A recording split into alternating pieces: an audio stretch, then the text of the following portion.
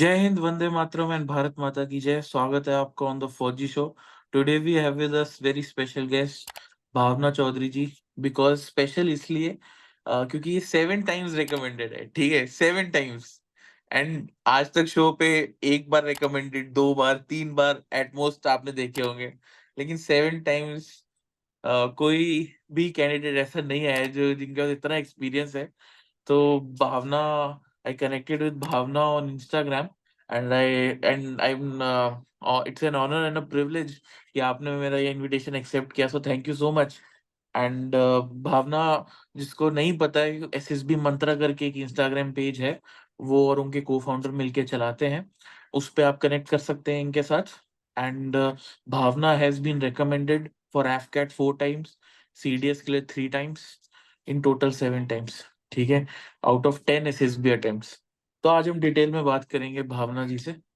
तू चलता चल, तू चलता चल, तू चलता चल, तू बढ़ता चल, तू बढ़ता चल, तू बढ़ता चल, तू लड़ता चल, तू लड़ता चल, तू लड़ता चल, तू बढ़ता चल, तू बढ़ता चल, तू बढ़ता चल। जय हिंद, वंदे मातरम और भारत माता की जय। स्वागत है आपका द फौजी शो में। द फौजी शो में सामाजिक जिम्मेदारी की तरफ एक विनम्र कोशिश है। इस शो से इकट्ठा किया हर पैसा भारत के वीर फाउंडेशन में जाएगा, ताकि हमारे शहीद भाई बहन की फैमिलीज को कोई भी आर्थिक समस्या ना आए। आपके एक लाइक, शेयर और सब्सक्राइब से किसी की सहायता हो सकती है, क्योंकि मैं खुद एक एक्स एनडीए हूँ और नेशनल डिफेंस एकेडमी में 3 साल ट्रेनिंग किया हूँ। मैं सम्मान करता हूँ हर उस भाई बहन का जो सरहद पर है, ताकि हम जैसे लोग, आप और मैं, चैन की नींद सो सके। तो थैंक यू सो मच। भावना, यार ऑडियंस को अपने बारे में बताओ, कौन है भावना चौधरी, कहाँ से आते हैं, आपकी क्या पढ़ाई और क्वालिफिकेशंस हैं, और अपने बारे में basically.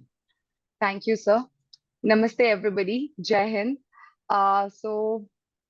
First of all, thank you for such a wonderful introduction. Talking about myself, I am Bhavna Chaudhary, and I basically belong to Ghaziabad, a city in the state of Uttar Pradesh, and I have graduated from University of Delhi, Maharaja Agrawal College, in BSc Honors Electronics. Then I went on to do my Masters in Arts, Public Administration from Indira Gandhi National Open University. Right after my graduation, that started, and my defense journey also started right after that in 2014 itself. I went on to write my AFCAT, first ever AFCAT in August 2014, and I got my first recommendation also in December 2014 itself. And then first merit out also happened in June 2015. So basically, the journey started in 2014 and it ended in December 2018 with my last merit out, I would say, for AFCAT again. And it was a journey of around 4.5 years for me. An incredible journey, I would say. बहुत कुछ सीखा from about myself, self awareness. कितना vast हो सकता है is something that I learned through this journey. Conference outs, I would say, उन्होंने मुझे 3 conference outs I had out of total 10 attempts. And I think those 3 conference outs were an even greater learning opportunity for me than the 7 recommendations that I had. But yes, those 7 recommendations were something जिन्होंने ये बताया कि all right, I made a few mistakes and that is how I introspected on them, and that is how I worked on them, improved on them, and got recommended. So yeah, it has been an incredible journey. uh, Forge definitely finally didn't happen for me, but whatever I learned on this journey has been very very life changing for me. मेरा perspective जीवन को देखने का, दुनिया को देखने का बहुत इम्प्रूव हुआ, आई वुड से बहुत बदला. And again, as sir mentioned, that we have a platform by the name of SSB Mantra on Instagram and YouTube also, for that matter. So whatever learnings we have had, we're also trying to share that with candidates, with aspiring candidates right now. Yeah. Great. Did I miss मैंने on आप something? नहीं, you covered everything, thank you so much.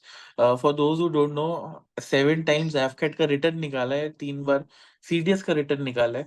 तो strategy के बारे में बात करेंगे, लेकिन उससे पहले मेरे को एक थोड़ा क्यूरियस सवाल है कि जब आप इंटरव्यूइंग ऑफिसर के सामने बैठते थे and used to see your previous attempts, तो what was his reaction generally कि यार 7 टाइम्स या 6 टाइम्स रिकमेंडेड, 5 टाइम्स रिकमेंडेड, तो क्या रिएक्शन रहता था This उनका? this usually started happening after like my sixth attempt, I would say, या because sixth attempt was my conference out again. That was my third conference out. So seventh attempt onwards, मुझे याद है. Seventh attempt, especially, I'd like to mention it was in Bangalore, 17 SSB Bangalore for serious entry, and I went for my interview. And the very first question after asking me, "How are you, Bhavna, and where are you coming from?" the regular question that the interviewer asks, उन्होंने मुझसे पूछा, "Bhavna, talk about your previous SSB attempts." And then I told him that these are my attempts, and I've gotten recommended 3 times.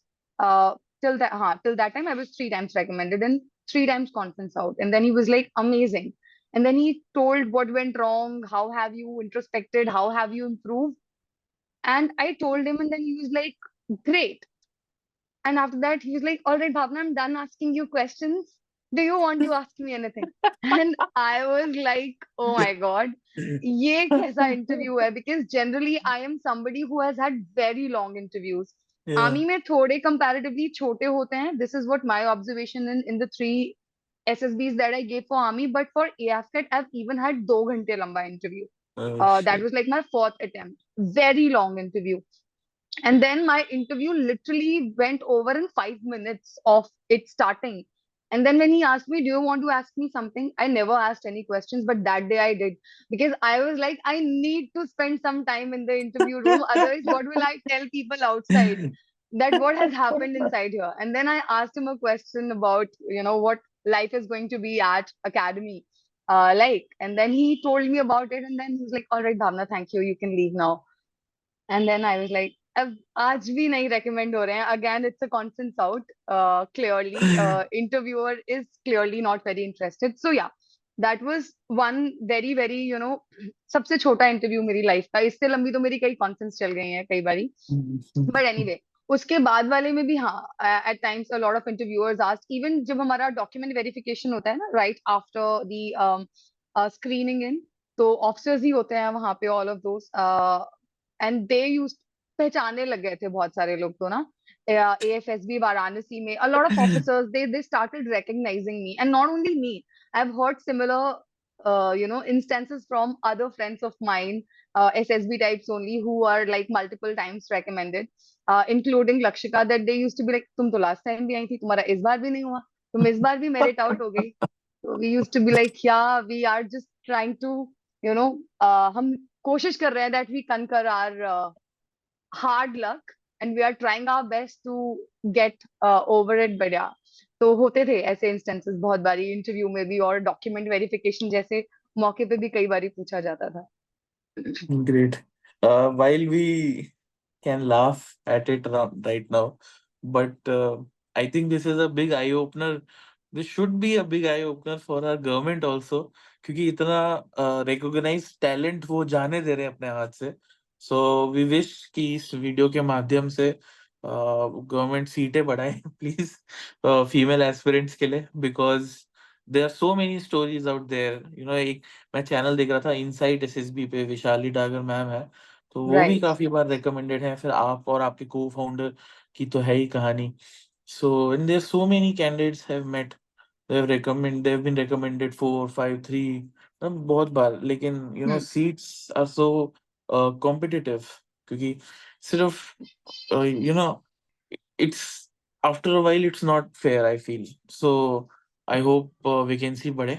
और yeah, so moving on, CDS की strategy पे थोड़ा बात करते हैं पहले. Hmm. CDS आपने 3 बार क्लियर किया है, so Hmm. how should one go about the GS section in CDS? All right. So since I was a science stream student, and serious exam के लिए ना, मुझे ऐसा लगता है सबसे बड़ी गलती जो कैंडिडेट जनरली करते हैं, कि वो ना अपने स्ट्रेंथ से ज्यादा अपने वीकनेसेस पे ध्यान देते हैं सबसे पहले.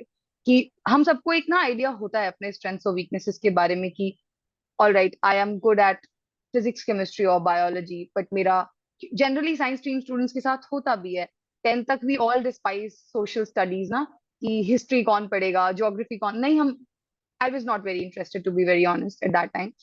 तो जनरली क्या होता है, कैंडिडेट्स पॉलिटी, ज्योग्राफी, इकोनॉमिक्स जैसे सब्जेक्ट्स पे बहुत ज्यादा, या हिस्ट्री जैसे सब्जेक्ट्स पे अपना बहुत ज्यादा समय दे देते हैं, क्योंकि उन्हें लगता है कि इट्स देयर वीकनेस और उन्हें इस पे काम करने की जरूरत है। तो मुझे ऐसा लगता है एज एन एस्पिरेंट, सबसे पहले that's how I started at least, कि मैंने सिलेबस देखा पहले, and with syllabus I also took a few previous year papers देख के मैंने, without any preparation I attempted 1 to 2, I think 2 papers I attempted, and उसमें मैंने देखा मेरा स्कोर क्या रह रहा है और मेरे कहाँ गलतियां हो रहे हैं और कहाँ which are the questions that I am able to do. क्योंकि ऑब्वियसली 10th पास करे भी हम सभी को 5-6 साल हो जाते हैं after our graduation, like I maybe give after 6 years। so even science के भी कुछ questions that I should have known, I made a few silly mistakes in that as well।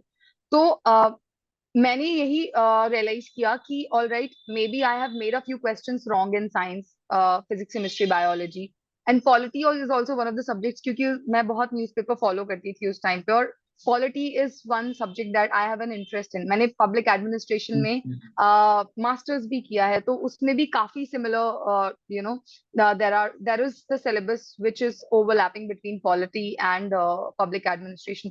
तो ये सारे सब्जेक्ट्स मेरे स्ट्रेंथ थे, मैंने इन पे ज्यादा काम किया। उस टाइम पे इकोनॉमिक्स, हमारे समय पे, I today the things have changed a little, exam pattern change हुआ है आज। तो मैंने economics to be very honest बिल्कुल नहीं पढ़ा था, एक्सेप्ट फॉर जो कुछ प्रीवियस ईयर पेपर्स जो आप एग्जाम से पहले लगाते हो ना, और कुछ बड़े पॉपुलर क्वेश्चंस आते हैं, कुछ एक दो ग्राफ वाले आते हैं जो कर्व्स वाले आते हैं कि ये किसका है, ये किसका है, वो मैंने बस लिटरली मैंने सिर्फ याद कर लिए थे for the sake of the examination. मुझे नहीं पता what are they about at all, आज तक नहीं पता है।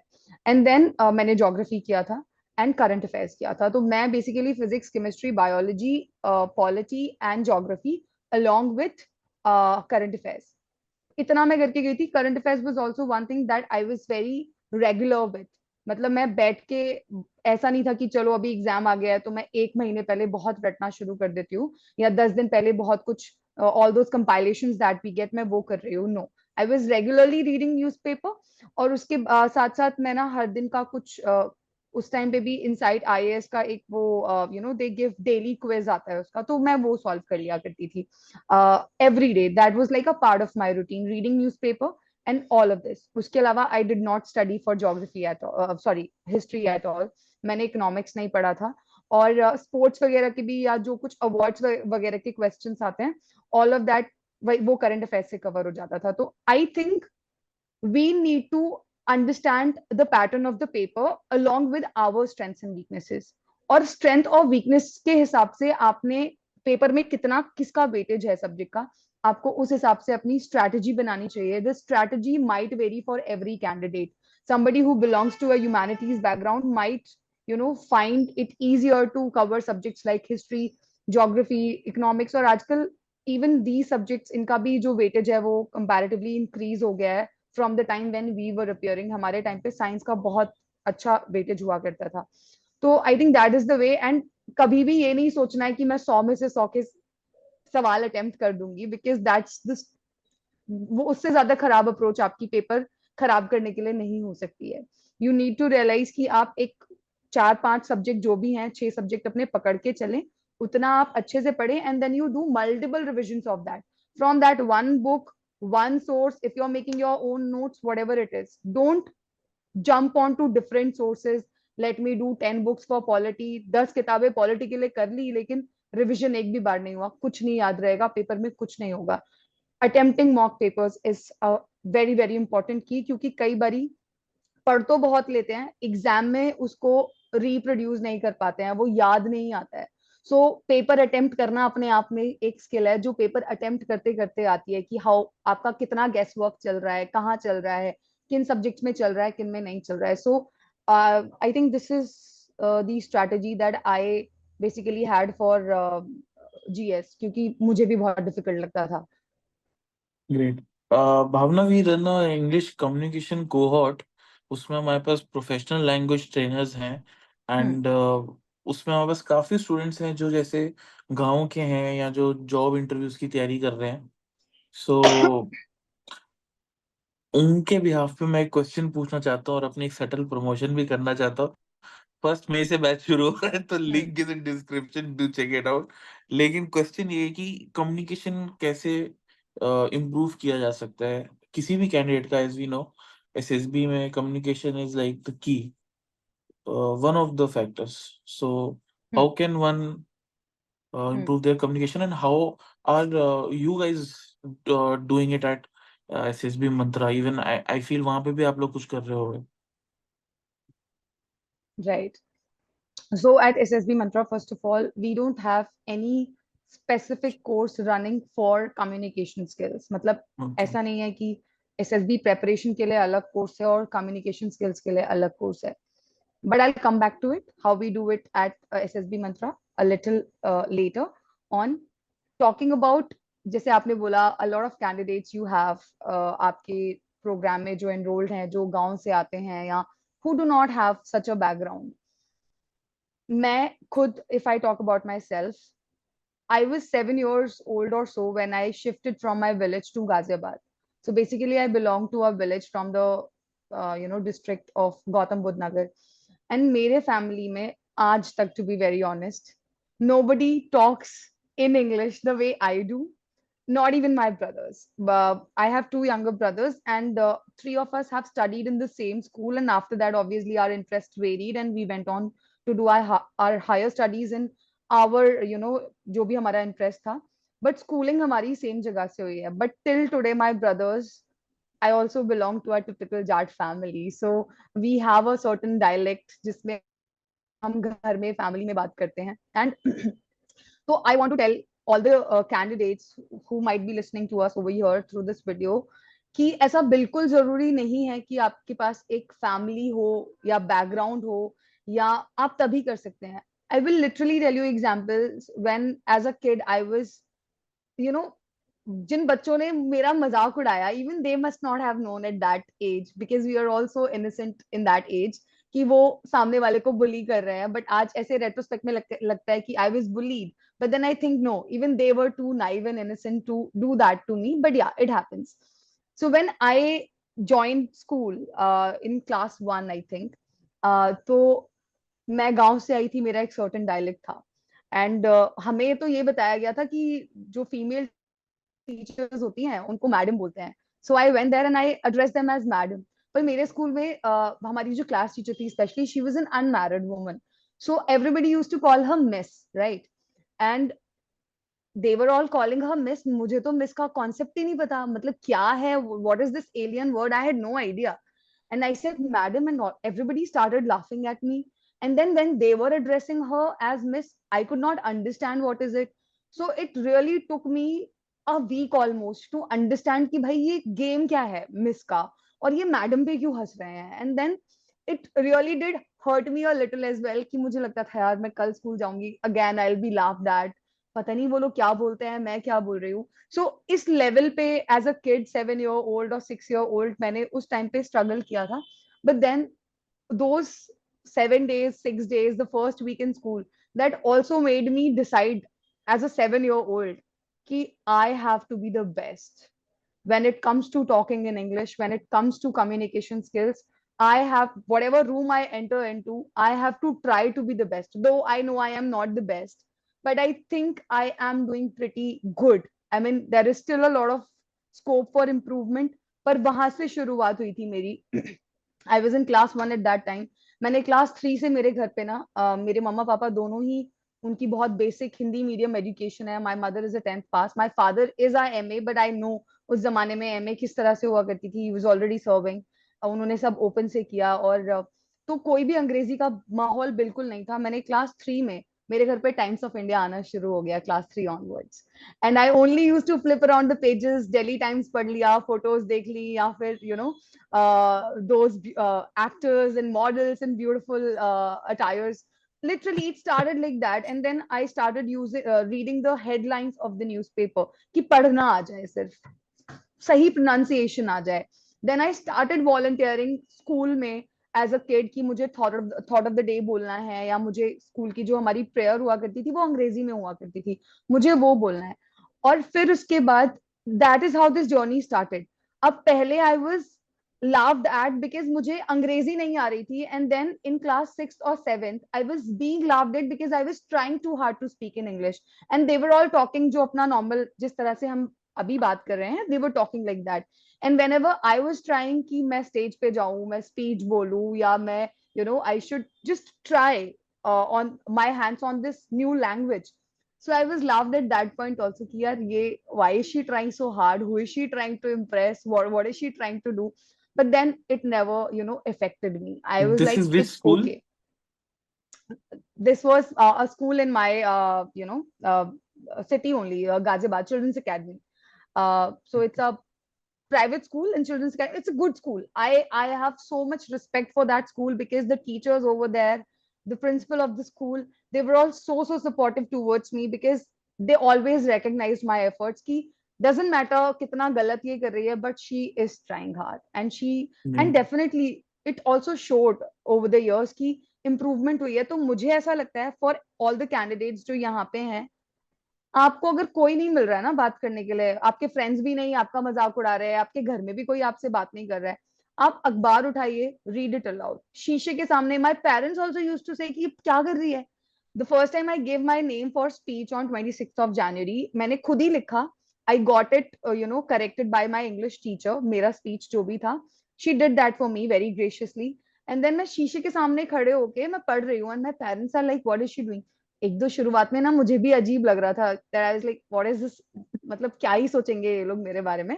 But then I did not pay much heed to it. I went on to do with what I had to, and after that I went on the stage and I forgot my speech. After like first 3-4 lines I was standing there blank, and I had I was sweating. 26 जनवरी के महीने में मेरे चेहरे से ऐसे ऐसे पसीना टपक रहा है, and I thought at that moment कि probably I'll not be able to come back to stage again. And I thought everybody is going to laugh at me. But that day, somehow, when I went down the stage, all of the, my friends who were sitting in the audience or my classmates, none of them laughed at me at that on that day. All of them were like, "It's okay, try again." तू सोच वहां तक पहुंची तो सही. हमने तो किसी ने ट्राई भी नहीं किया है, so it's a win win situation already for you. Try again. So that was one time I guess we all grew up with time. And then they were like, try again. And then I did that again. I again tried, and slowly and steadily the confidence came. So the key is that you have to fight your fears. You have to face your fears. जो भी आपको लगता है आपकी weakness है, आप बस घुस जाओ उसमें, और जब तक पार ना हो ना, बाहर मत निकलो. So I think I that is have the key. a And somewhat of a yeah, similar experience. So yeah, my father was posted in Babina. So right. in Babina, I used to study in a school called Saint Mark's, and the entire size of the school was equivalent to a basketball court. ठीक है. Okay. And हमारे school के side में puncture की दुकान, right side पे पान की दुकान. एक literally it was in the street. ठीक है. And there were I think 3 classes in the whole school, first second third. तो वहां पे मेरे पेरेंट्स मेरे को पढ़ा रहे थे, पता नहीं क्यों. एंड वहां पे मैं 2-3 साल पढ़ा. फिर मेरे father was posted to army headquarters Delhi, और दिल्ली का one of the best schools में उन्होंने मेरे को डाल दिया, convent, Mount Saint Mary's, Delhi Cantt. मैं गया और वहां पे इट वाज अ स्कूल जहाँ पे इंग्लिश, हिंदी बोलने में फाइन लग रहा है बच्चों को. And I was like shit, अब मैं बोलूंगा कैसे. और मैं पहले साल कुछ बोला ही नहीं. पूरा साल मैंने बिना बोले निकाल दिया. This is in I think fifth, fourth या फिफ्थ. I can और understand. पूरा साल मैं मतलब चुप रहा. And then at the end PTM हुई, उसमें माय मदर हैड कम. तो माय टीचर माथुर मैम थी. तो शी सेड कि आई थिंक ना सारे बच्चों में कुछ ना कुछ प्रॉब्लम्स होती हैं. There are many special schools also for such children. And my mother lost it कि भाई स्पेशल नहीं है वो, जस्ट वो बोल नहीं पाता है. तो नेक्स्ट 1 ईयर मेरे पेरेंट्स ने ईड़ी भरकर दम लगाया मेरे ऊपर कि भाई तेरे को इंग्लिश सिखानी है और बुलवानी है. तो जो भी आपने अब बताया ना, जैसे मिरर के सामने खड़े होके बोलना, न्यूज़पेपर पढ़ना, और उस टाइम वो टाटा स्काई आता था, टाटा स्काई लगवाया गया, हिंदी टू इंग्लिश करवाया गया, मतलब वो छोटी-छोटी चीजें। And really grateful to that school also, उन्होंने भी काफी साथ दिया, दे अंडरस्टूड कि I have this language problem, तो उन्होंने उसको बेयर किया और असेंबली में धीरे धीरे मुझे लाना शुरू किया, वही thought of the day, news, और वो जो स्पीचेस हम्म। होती थी। एंड ऐसे करके एंड में एक वो हुआ, फैंसी ड्रेस टाइप कुछ होता है, एंड उसमें मैं एक बड़ी फनी चीज बना था, वो मैं बताने नहीं वाला ऑडियंस को, लेकिन मुझे उसके बारे में बोलना था, and I spoke on the stage for couple of minutes. तो उसके बाद तो मेरी teacher, like she gave me a special award, एक होता था कॉन्सोलेशन प्राइज टाइप, कि भाई इसका स्पेशल मेंशन होना चाहिए। But that's a great memory, and I think जो आपने बोला that you have to face your fears, that is very important. Facing your fears से मुझे एक चीज आपसे और पूछनी है। Failure, failure is also fear, and you though आप फेल नहीं हुए हो टेक्निकली, बट यू नो आपका बैड लक भी खराब है थोड़ा। तो how are you facing those times, जब आप रिकमेंड हो रहे हो, मेडिकल भी क्लियर हो रहा है, लेकिन मेरिट में एक दो रैंक से छूट गया, या मेरिट में छूट गया, तो मतलब वो फ्रेंड्स एंड फैमिलीज की वो जो तरस वाली आंखें होती हैं, and all that, how are you you know going, what was going through your mind, and कैसे उसको आपने ओवरकम किया? So I'll tell you what, again, it might vary for different people. सबका अपना अपना coping mechanism हो सकता है. But I think as a person, I am somebody who's very expressive, and I've always had a very, very close bond with my family and my parents, especially my mother and my father both. And if I have to say, maybe my father more, especially because he appreciates and he understands these struggles a little, more in a better way, because he has seen the outer world थोड़ा सा ज्यादा उस हिसाब से. और मम्मा का अपना अलग तरीका होता है to empathize with you, because she also wants her daughter to become so independent in life that she doesn't need to really rely on somebody in life. And उनको बड़ा गर्व होता है कि यार, as a being a 10th pass, let's say, मैंने अपनी बेटी को इतना पढ़ा लिखा दिया. तो so for me, the primary source for me that backed me up in my hard times were my parents. Definitely, my friends also. I've been blessed with amazing friends, to be very honest. So both my friends and family. और मुझे कभी ऐसा नहीं लगता था that people are looking at me करुणा की नजरों से या दया, या they are pitying on me. Never. I felt that they were all very much there for me as a pillar of strength and support always. And I've been very expressive. मुझे खराब लगता था तो मैं रोती थी. I never let it pile up inside me कि कोई बात नहीं, let me be strong. Also, I'll tell you, when we are 20, 21 years of age, na, I think we are all trying to figure out बहुत सारी चीजें in life. And, the notions of being strong and weak is also something that we are trying to figure out. और अब हम SSB में जा रहे हैं. SSB में भी ना, there are a lot of things हमें कहा जाता है, you don't have to write in your SDT that you have temper issues, or like you say get sad, या आप nervous हो जाते हो, या आप परेशान हो जाते हो, because उसको एक गलत तरीके से as a notion, signs of weakness देखा जाता है. हाँ, मे बी उसका एक अलग तरीका है वहां पे, but I think I don't consider that as a sign of weakness. और उस टाइम पे आई यूज टू वंडर कि यार मैं इतनी वीक हूँ, I am crying. But now when I look back in retrospect, I feel it's very important to just let yourself feel what you're feeling in that moment. When I failed, whether it was a conference out or whether it was a merit out, I always cried. I literally cried my heart out itna tez ki even my padosi would get to know ki all right, she has gotten merit out again maybe, or she has gotten conference out again. And I literally hugged my parents in that moment, and they would also cry with me because my parents could not see me crying. So I think family and friends is one source that is very, very important. And since we are dealing with so many candidates on SSB Mantra and in our guidance programs also, there I really hope and wish कि कुछ parents भी ये video देखें apart from the aspirants, क्योंकि मुझे ये लगता है कि हम कैंडिडेट्स को तो गाइड कर देते हैं यार, एंड वो हमारी बात समझ भी जाएंगे, because we are almost having the similar kind of tuning frequency, because of being in the almost same kind of age group. But parents के साथ बहुत दिक्कत आती है, कई बार पेरेंट्स नहीं समझ पाते. कुछ कैंडिडेट्स से मैं ऐसे मिली हूँ जो बहुत they are so passionate to join the forces, but उनके पेरेंट्स उन्हें जाने ही नहीं देना चाहते. When they are going for the SSB, they are like, we are going on hunger strike till the time you come back, and they're doing all sorts of emotional blackmailing with them. या फिर कई सारे parents हैं, उन्हें problem नहीं है कि आप फौज में जाओ, बट क्योंकि रिजल्ट्स नहीं आ पा रहे हैं for whatever reason, they are like, उन्हें लग रहा है कि बच्चे कुछ मेहनत ही नहीं कर रहे हैं, या आई थिंक, मुझे ऐसा लगता है a lot of candidates today are facing that this one issue, जहाँ पे ना उनके पास कोई है नहीं जिसको वो बोल सके कि, and Lack of support. Yeah. lack of support, and that support I think cannot be sufficed by anybody but your parents. जब माँ बाप को आप बोल देते हो ना कि ये परेशानी है, मुझे नहीं पता whether that problem will get ever solved or not, but सिर्फ कह देने भर से ना वो प्रॉब्लम मेरे लिए तो खत्म हो जाती है.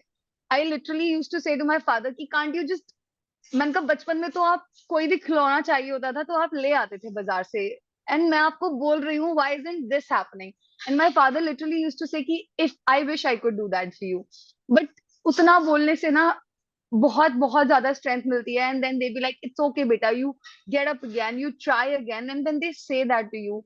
आई don't know, there's great magical tremendous healing power in the words of your parents and in the words of people who matter in your life. And I think especially parents, if any of the parents, एक भी parent अगर ये बात सुन रहे हैं ना यहाँ पे, I would really appreciate अगर आप अपने बच्चों से बात करें, what are they going through, how are they feeling, आप उनसे ये discuss करें और उन्हें थोड़ी सी हिम्मत दें.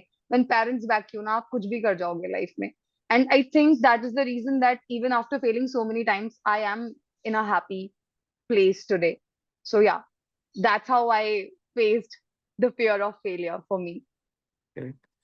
तो मैं तो अपना पर्सनल एग्जांपल दूं तो मैं एनडीए में था और मेरे को चोट लग गई मेरे स्पाइन में. सो मैं बोर्ड आउट हुआ एंड मैं बाहर आया हूँ एंड मैंने बहुत स्ट्रगल किया था अंदर घुसने के लिए, बहुत. I'm sure. एंड मैं अंदर घुसा, अंदर ट्रेनिंग में भी बहुत स्ट्रगल किया मैंने. And then when I was a senior cadet, जब things were supposed to move smoothly now, तो I face this problem and मैं वापस आया जब घर, और बहुत रोता था. मैं इतना रात भर रोता था और पूरी बेडशीट भिगा देता था अपनी. Same. सुबह मेरे पेरेंट्स आते थे, मुझे देखते थे अधमरी हालत में, डिहाइड्रेटेड बंदा पड़ा हुआ है.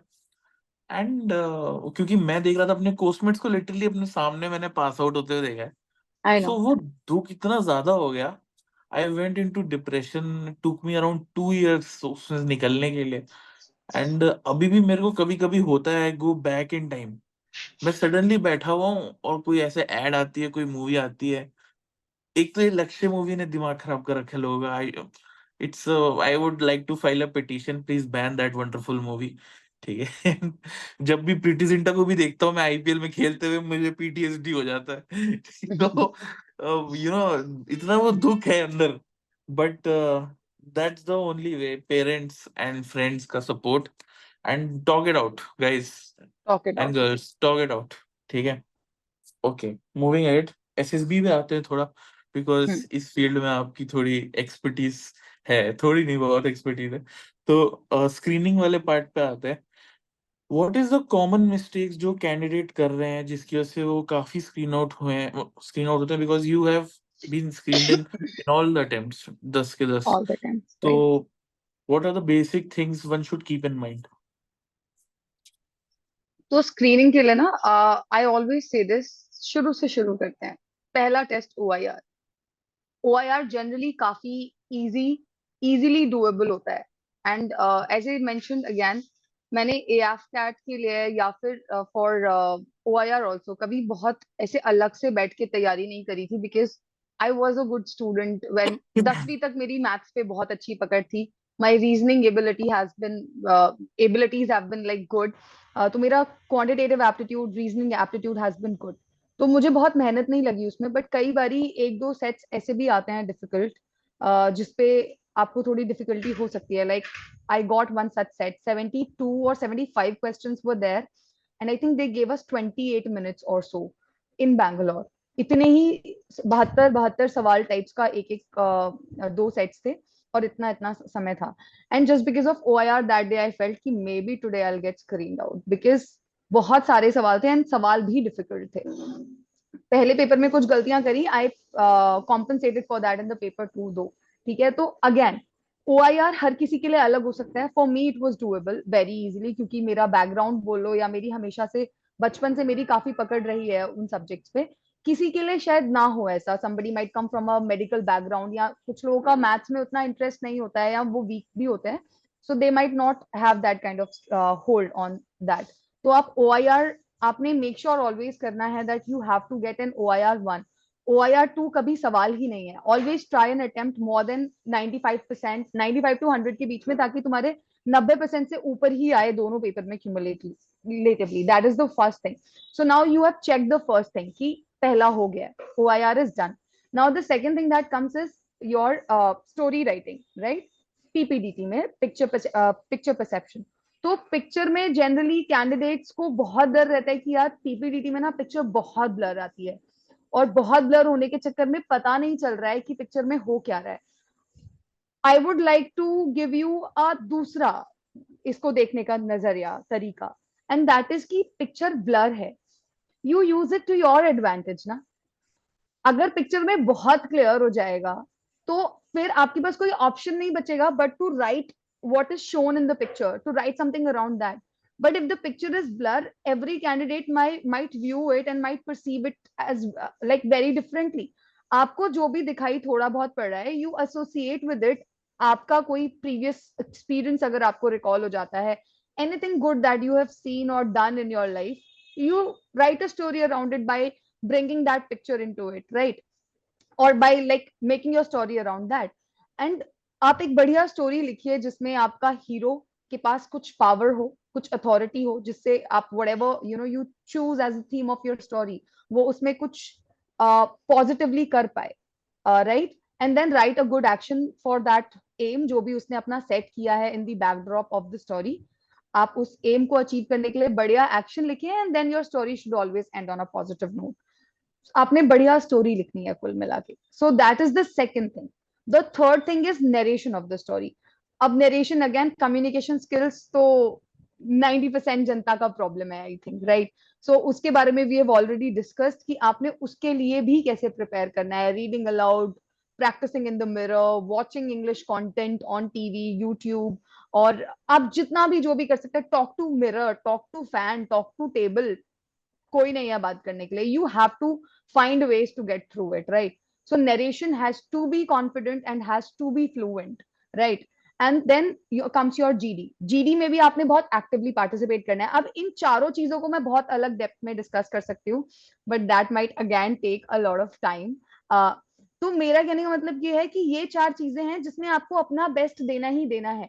नाउ कैंडिडेट्स, मैंने हमेशा रिटन एग्जामिनेशन एंट्रीज दी है, and I feel written exam entries में हमेशा competition is comparatively lesser than what it is in the direct entries. Tech entries होती है आर्मी की, या फिर आपके एनसीसी स्पेशल एंट्री है, उसमें भीड़ आती है, 200 300 400 की भीड़ आती है. वेयर रिटन एग्जाम एंट्रीज में पहले ही एक फिल्टर लग जाता है थ्रू द रिटन एग्जाम, और बहुत छटे हुए लोग आते हैं बेसिकली. तो टेक एंट्रीज में स्पेशली आपको और मेहनत करना है. And I would like to tell you, SSB is not a competition, but screening definitely is, and it is a cut throat competition there. Because अगर 100 लोग भी आए हैं और let's say they have a capacity to accommodate 30 people, 100 में से 30 लोग लेना एक बात है, और 400 में से या 300 में से 30 लोग लेना एक बात है, राइट. सो यू अंडरस्टैंड, 300 आए हैं एनसीसी स्पेशल एंट्री में और CDS में आए हैं 100 लोग. सो 100 में से 30 में जगह बनाना इजी है then what it is in 30 people out of 300. तो it is definitely a competition. Now आपने कितना अच्छा परफॉर्म किया है, दैट इज देयर. ऑल्सो आपके ग्रुप में बाकी लोग कैसा परफॉर्म कर रहे हैं उस पर भी डिपेंड करता है.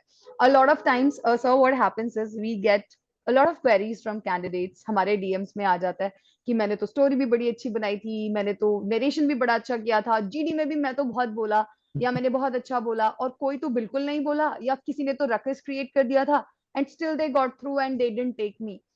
तो अगेन ये ना बहुत वो इंडिविजुअल का परसेप्शन है अपनी परफॉर्मेंस को लेके, and as an individual we are always a little biased towards ourselves. हमें लगता है हमने जो किया है वो सही ही किया है, and that is what I struggled with मेरे जब 2 कॉन्फ्रेंस आउट हुए थे, क्योंकि मैं तो बोर्ड को ब्लेम कर रही थी कि इन्होंने मुझे फर्स्ट अटेम्प्ट में रेकमेंड कर दिया और सेकंड और थर्ड में इन्होंने मुझे कॉन्फ्रेंस आउट कर दिया, ये लोग पागल है, ये लोगों को नहीं आ रहा है, they don't know how to assess, right?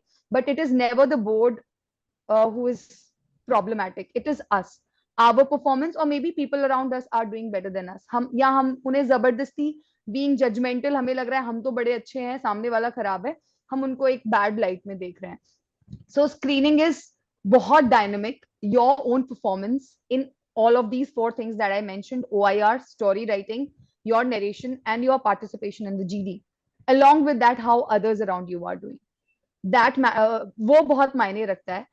And what I feel is कि OIR में आपको कोई तंग नहीं करने वाला है, you are doing it on your own.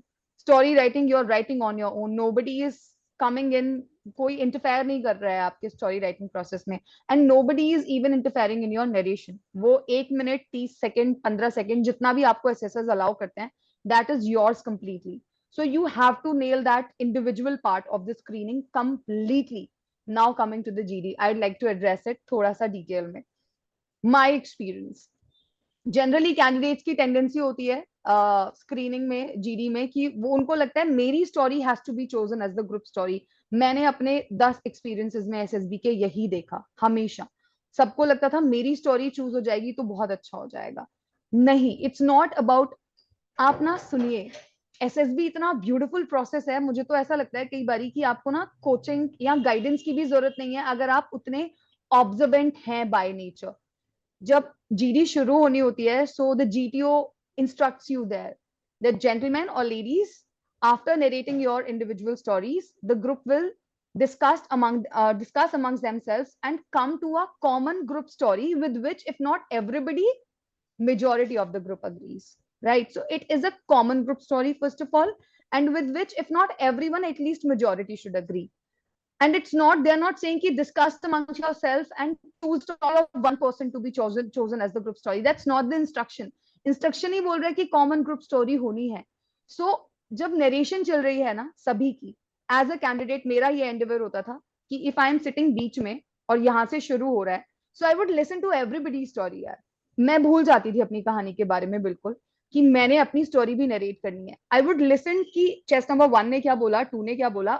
If not everything I can remember about the stories, at least the main theme of the story, कि उन्होंने लिखा क्या है.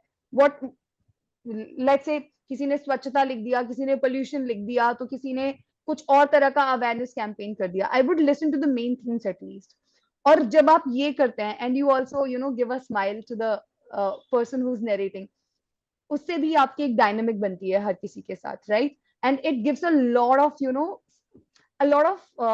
How do I put it, बहुत करेज मिलता है, बहुत करेज मिलता है कि अरे यार मैं शायद अच्छा बोल रहा हूँ, this person is smiling at me. मुझे ऐसा लगता था if somebody would smile at me like that. So आपने ये छोटी छोटी very very small minute details in the way you conduct yourself, सिर्फ बैठ के आप स्माइल कर रहे हैं, even that is so powerful. ठीक है, आपने इस तरह की बॉन्डिंग करनी है, not only for the sake of recommendation or screening in, but generally it's a good way. उसका भी फायदा हो रहा है और तुम्हें भी सबकी themes पता चल गई. Now comes the GD. Everybody, the GD starts and everybody starts yelling. 5-6 लोग साथ में बात करना शुरू कर देंगे कि let's discuss the number of characters, let's talk about the genders of the characters, age, who's the hero, name of the hero. अरे यार मोटा मोटा सबको समझ ही आ गया है 3 कैरेक्टर्स हैं या 4 हैं या उनके जेंडर्स क्या हैं या नाम में क्या रखा हुआ है. एक बार बोल दो let's go by name Simrat as the hero of the story. I just took your name as the reference क्योंकि अभी मुझे याद आ गया. ठीक है, सो आप उसको वहां पे खत्म कर सकते हो instead of making the whole discussion about it and creating a ruckus around it. और कुछ काम की बात ही नहीं हो रही है. काम की बात क्या है कि आप स्टोरी का थीम क्या चूज कर रहे हो. और अगर आपने कोई एक सेंट्रल थीम चूज कर लिया है उसमें आप बाकियों को, how are you bringing other people's stories और अदर पीपल्स कंट्रीब्यूशन और actions into your story. So if let's say एक पिक्चर है जिसपे बहुत सारे लोगों ने पोल्यूशन, कुछ स्वच्छता के अराउंड, कुछ प्लांटेशन के अराउंड बनाया है, तो I think the central theme can be that may be saving the environment can be the theme, जिसमें आप स्वच्छता कर सकते हो, आप प्लांटेशन कर सकते हो, you can do things to curb pollution because of industries or because of vehicular pollution. अब आपका सेंट्रल थीम वो बन गया है. अब आप देखिए बाकी सब लोगों ने जिनकी स्टोरीज थोड़ी अलग है, उन्होंने क्या चीजें डाली हैं, and how can that be assimilated into the group story. I know समय बहुत कम होता है, और मैं, but when you think like that in your core ना, जब when you are like that at your core, आप बहुत कम समय में ना, सही समय पे और बहुत कम समय पे वो सही बात बोलोगे, and it will come across your group members and the assessors. Believe me, I never spoke more than 2 times in the GD. I never even initiated the GD because I never got an opportunity. सब टूट पड़ते थे एक साथ. And what is the point if 6 people are already yelling और मैं भी उसमें जुड़ जाऊं. सो माई, वो जब 6 लोग साथ में चिल्ला रहे हैं ना, after a point they realise कि किसी को किसी की समझ नहीं आ रही है. So that comes a brief moment of 2-3 seconds जहां सब चुप हो जाते हैं. I literally used to, maybe my instincts are like that.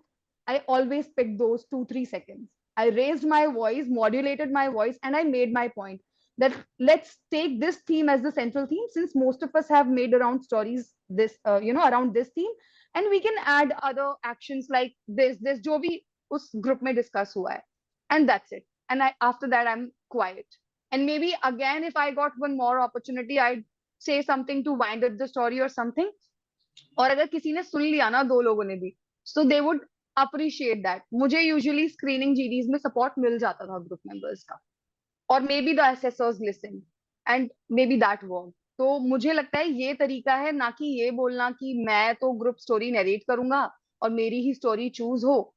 That's a very very stupid and shallow way to go about the whole process. क्योंकि आपने पूरे exam नहीं, टेस्टिंग प्रोसेस की जो स्पिरिट है ना, you have tainted that in that case. Yeah, right, you have to emerge as a leader. आप born नहीं होते, you are not born as a leader, you have to emerge, you have to become a leader in the process. So yeah, when you do it great. That way, I think it will work. 10 attempts. Which was your most memorable moment in all those SSBs? So I'll tell you, the most memorable one for me would be when I went for my fourth SSB. Like, first recommendation, second, third conference out. वो जब 2 conference out को समझ के उनमें क्या गलतियां करी, उसको हराया मैंने ना फोर्थ अटेम्प्ट में.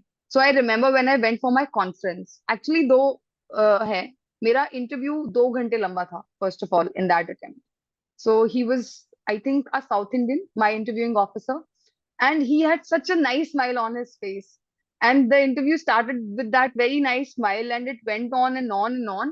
And I think मुझे लगता है 1 1.5 घंटा तो हो गया था. And then he was like, all right Bhavna, so I think I'm done asking you questions. And then I was like, finally, I'm so tired talking, I've not even had water.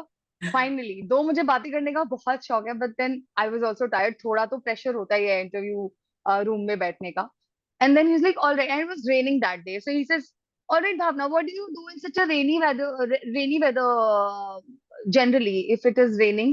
तो आप क्या करते हो? And then I told him that maybe I'll have a cup of coffee or tea, whatever, if I'm at home, and I'll take a book and I'll read because I am into book reading, and I had mentioned about it already.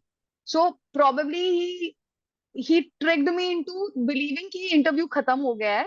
And then he again asked me, and then I told him the same thing because कुछ made up तो था नहीं, it was all genuine.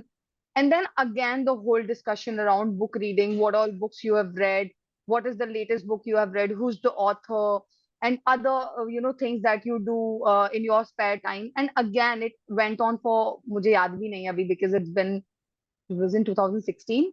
आधा घंटा और मेरा interview चला, and so that was एक पॉइंट था. And the other thing was my conference. जब उन्होंने मुझे कॉन्फ्रेंस में पूछा, कॉन्फ्रेंस मेरी काफी लंबी थी, तो आई वाज एक्सपेक्टिंग कि शायद things are going to work out in my favour finally now. So that was a very memorable moment. They asked me, क्योंकि मैंने बैचलर्स इन साइंस किया है और मास्टर्स इन आर्ट्स किया है, so they asked me a number of questions around it कि why did you change your stream, and they asked me a few technical questions also around my subject, public administration. So मुझे बहुत strong vibes आई थी उस time पे कि yes, I'm getting recommended today.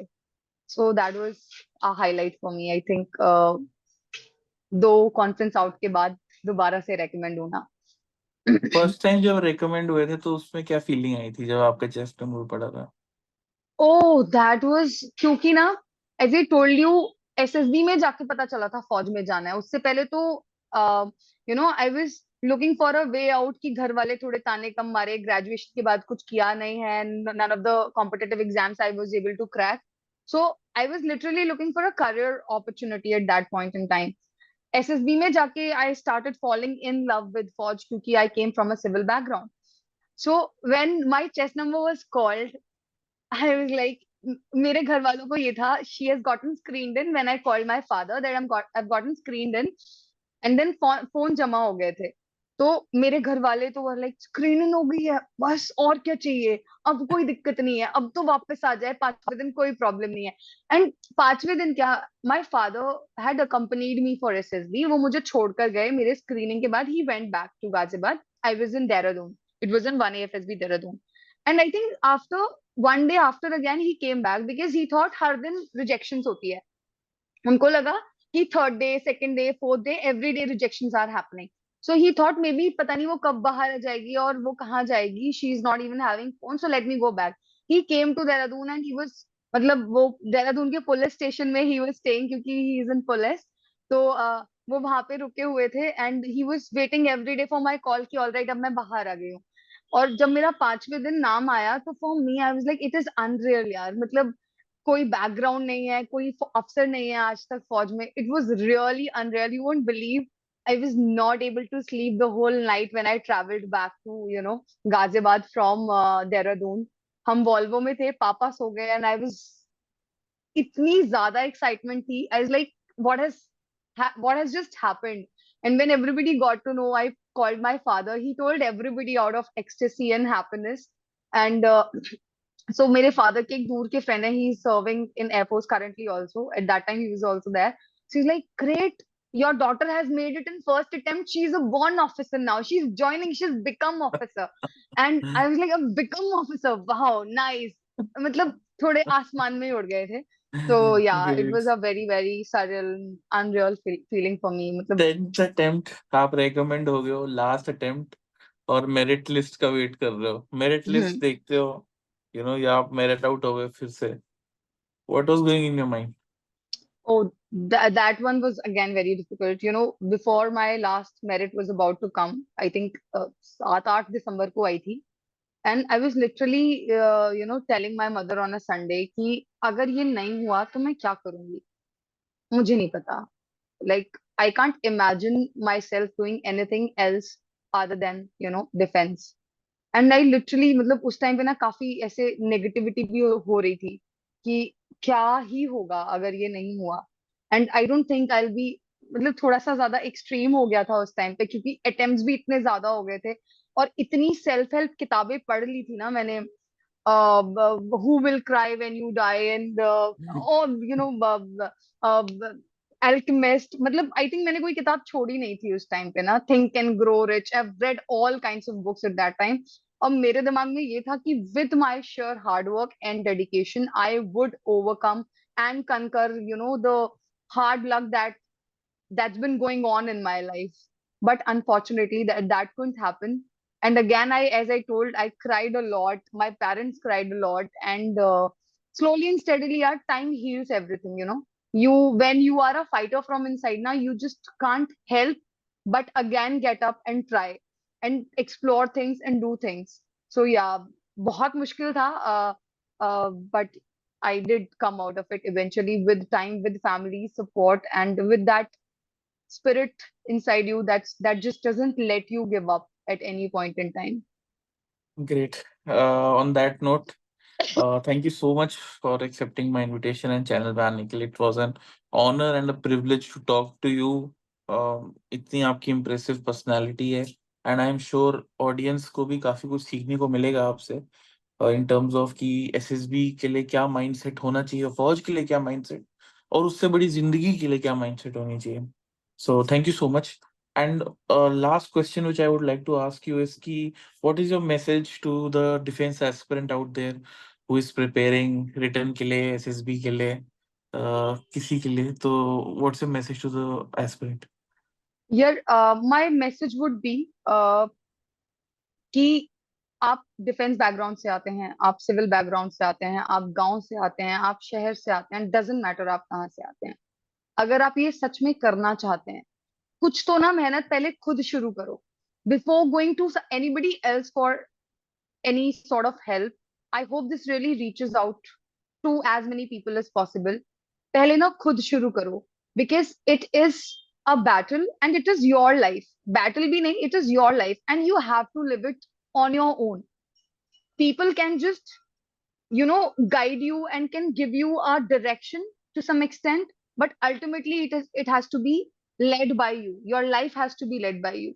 तो कई बारी ना कैंडिडेट्स के मैसेजेस आ जाते हैं कि मेरी डेट ऑफ बर्थ ये है, क्या मैं एनडीए के लिए एलिजिबल हूँ?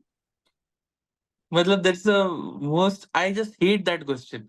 I Right. get it And so I much in guess, my right, DM. all of us must be getting this question. So the very first thing is कि this is the bare minimum effort you can put in to your journey of, being a defense aspirant or maybe becoming a defense officer one day, right?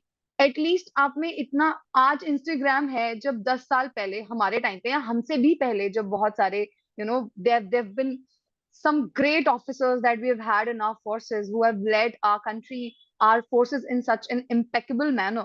उनके जमाने में तो कुछ भी नहीं हुआ करता था, सिर्फ न्यूज़पेपर की एक एडवर्टीजमेंट पे दे वर ऑल रिलाइंग, और वो इतना अच्छा कर सकते थे। तो हमारे पास तो इतनी सारी इंफॉर्मेशन है and make sure you use it to your best. आप एटलीस्ट वेबसाइट विजिट करें, नोटिफिकेशन पढ़ने का थोड़ा सा ना, you take the efforts and Effort. Pain of reading through the notification.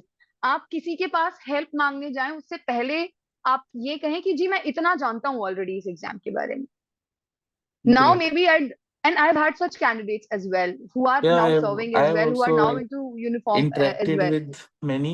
Worst part is even जो इससे भी worst एक कैटेगरी है, एक दो कुछ लोग होते हैं अपने हाथों की पिक्चर, पैरों की पिक्चर। अरे भाई मैंने मेडिकल Medical, दिया है बट मैं डॉक्टर नहीं हूँ। बस that's the right? Worst thing यार। And then again सही बात है, ये मेडिकल वाला भी बहुत है कि मेरा I have a cavity in my tooth. You have to fill the examination form first, read through the eligibility criteria, syllabus पढ़िए, एग्जाम की तैयारी करिए, एग्जाम निकालिए, then go for your SSB, get recommended, and then comes the medical. एक इसी को बोलते हैं organising ability and your reasoning ability. It has to be in place. If it's not there in place, आप सबसे दो जरूरी ऑफिसर लाइक क्वालिटीज में लैक कर रहे हैं, दैट मीन्स योर रीजनिंग बिल्कुल। Ability and your organising ability, right? And then definitely once you get recommended, you should definitely get yourself checked once. अगर आपको लगता है कि आपको कुछ हो सकता है difficulty, get a medical checkup done before you go for your medicals and go ahead. Candidates होते हैं 4-4 साल बाद भी रेकमेंड होते हैं because they eventually transform themselves. So transformation is the key and आपने मेहनत करनी है खुद। 15 दिन खत्म होने के बाद इट इज योर रिस्पॉन्सिबिलिटी। हमारे साथ तो एटलीस्ट यही होता है। So we have a WhatsApp group, all our candidates जिनके साथ भी हमने अभी तक तैयारी करी है, they all of them after 15 days also they are working hard on their own, they are sharing Google Meet links, आज हम ये डिस्कस कर रहे हैं, आज हम ये कर रहे हैं, and they keep sharing a lot of stuff onto the group as well, that ma'am review this story for us, review this for us, this is how I am preparing my answer for this question, am I putting it in the right words, am I saying, videos record कर करके भेजते हैं। तो जब इस तरह की मेहनत होती है तो खुशी भी होती है, and that is what we are here for. We are not here to tell you कि एनडीए के लिए आप एलिजिबल हो या नहीं by your age criteria, right? तो इतने एफर्ट्स आपको करने पड़ेंगे। शुरुआत आपको खुद करनी है और खत्म भी आपको खुद ही करना है। बीच में people can just show you the direction, and that is my message. Great. Thank you so much, Bhavna. It was a privilege, and thank you so much. And we are really looking forward to record with your co-founder. I'm sure उससे भी काफी कुछ सीखने को मिलेगा. And on that note, please like, share, subscribe. इस video को share कीजिए अपने फ्रेंड सर्कल में. And also do follow SSB Mantra on Instagram. Thank you Subscribe so them much. on YouTube, and check out our English communication cohort starting from 1st May. Link is in description. Thank you so much. Jai Hind. Take care. Thank you so much, everybody. Thank you for having me. It was a privilege. Thank you.